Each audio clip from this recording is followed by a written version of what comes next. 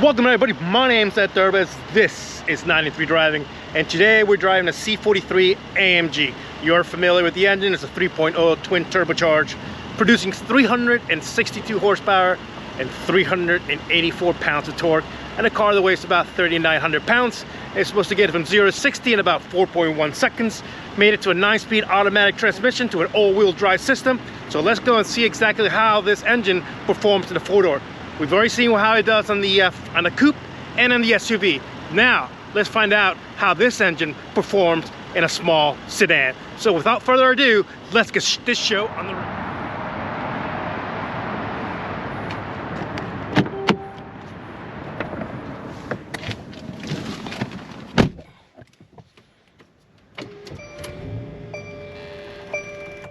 All right, here we go, driving the C43 AMG.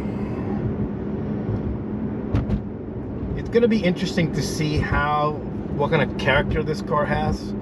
Obviously on the coupe it was more set up for kind of more luxurious feel to it, and then when we got into the GLC it was a little bit sportier, and now that we're in the small sedan, the C43, it'll be interesting to see what kind of dynamics we get out of this car. You're just cruising on the same road that we cruised before. The feeling of it, obviously it feels more like the coupe than the SUV. Visibility is pretty good, I have to say. From the A pillar, the B to the C pillar is pretty good. If you look over, it's not bad at all. There isn't any noise coming from outside. There's no wind noise or anything like that. That's something that we got on the GLC, that we had a little bit of wind noise due to the fact that it's probably sitting a little bit higher up. This has probably better drag coefficient than obviously than a GLC, and we'll see how close it comes to the dynamics of the coupe. Okay, we're gonna hop off on the highway in just a minute. We have the car set up in full Sports Plus mode like we did with the other 43s, so we have a fair comparison. So we'll hop on the highway here. Hopefully there's no Johnny Law this time around. So here we go, merge into traffic.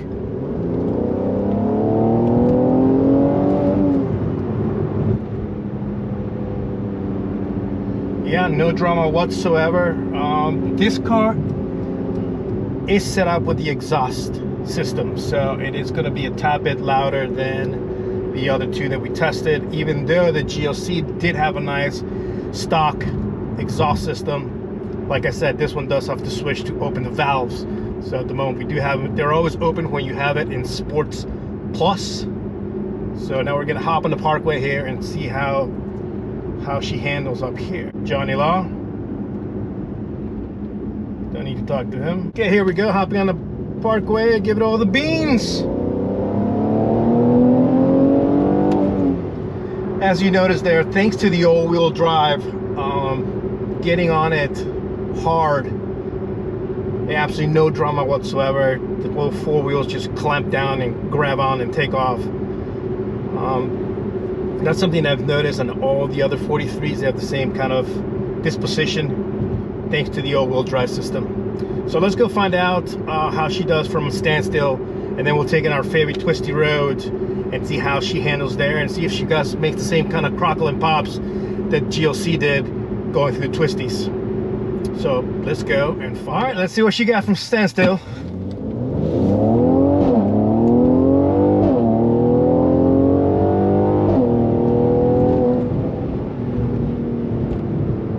Yeah, those are nice pops.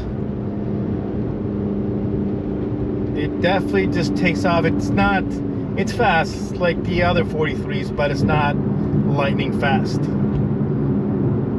Just when we got on the parkway, absolutely no drama whatsoever. It keeps it in gear, just in case you just want to go ahead and just do something like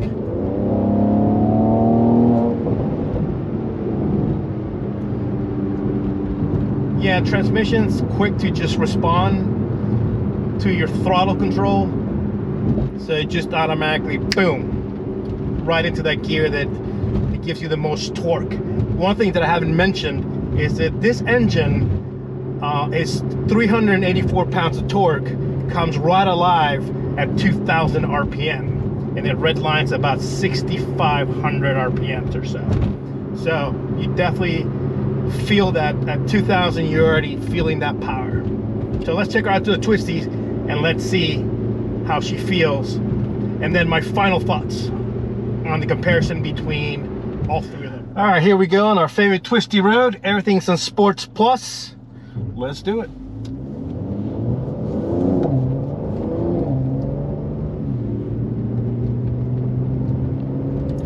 Right off the bat, you can already tell that you can carry more speed in this car. There's more feedback coming from the steering wheel than in the other ones. Brake-wise, it's still the same, long pedal down.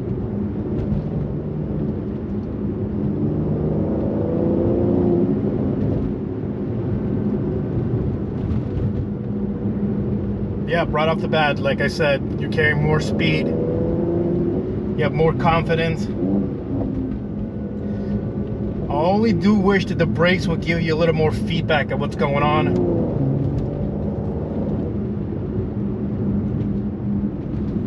Handling wise, flat.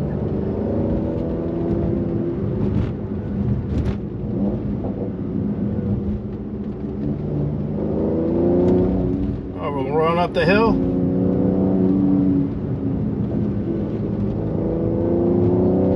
That all-wheel drive system there working for you.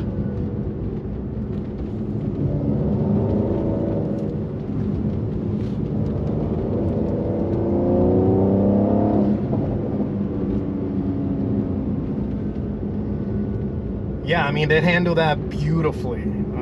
I have to say, this is probably one of the top cars to go around that turns.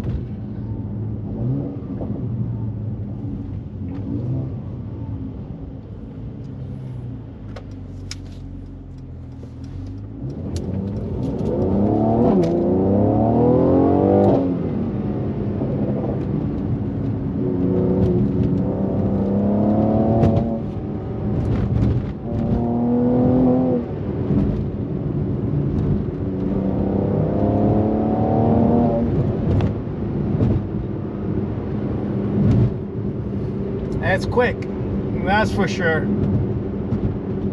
And I keep saying that all-wheel drive system's really helping it out. That 384 pounds of torque is no joke. And that crackle and pop as soon as you just hit that pedal. Now, so let's catch up in just a minute with my final thoughts. All right, my final thoughts on the 43 AMGs. Overall package, I have to say that this feels more at home here in the roads and in the twisties than obviously the SUV, because it's a little bit taller. And the coupe was set up more of a luxurious coupe than actual hardcore performance car. The GLC did have some of those qualities of being somewhat luxurious in some aspects, but mostly tuned more for performance. This car is outright just for performance. And if you can live with just 362 horsepower and 384 pounds of torque, it's plenty. Let me tell you, it's quick enough, it's plenty of power. Obviously, if you need more power, yes, you got the 63s out there. But this falls right in the middle between the NT 300s and then the 63. And it gives you all the flexibility you want on a day-to-day basis. You have the flexibility of 2 doors in the back. It's got plenty of room in the back. My 9-year-old would fit just perfect fine. You got plenty of space in the trunk. It's not huge, but you got plenty enough to be able to carry stuff like if you go to Costco or go away for the weekend. Interior-wise, same layout as all the other Mercedes. Same with the shortcuts for the entertainment system. Dashboard is exactly the same. Comes out from the same. It should, because it's the same. Got from the same platform. It still has the cool, almost like flat carbon fiber weave look to it. One thing that I haven't mentioned in the other videos is the Bone Master sound system in this car. I can't play music because of copyrights, but it is absolutely amazing. It is one of the best sound systems I've ever heard in a car. Other than that, everything else felt pretty solid. On the Twisties, it gave me all the confidence out there.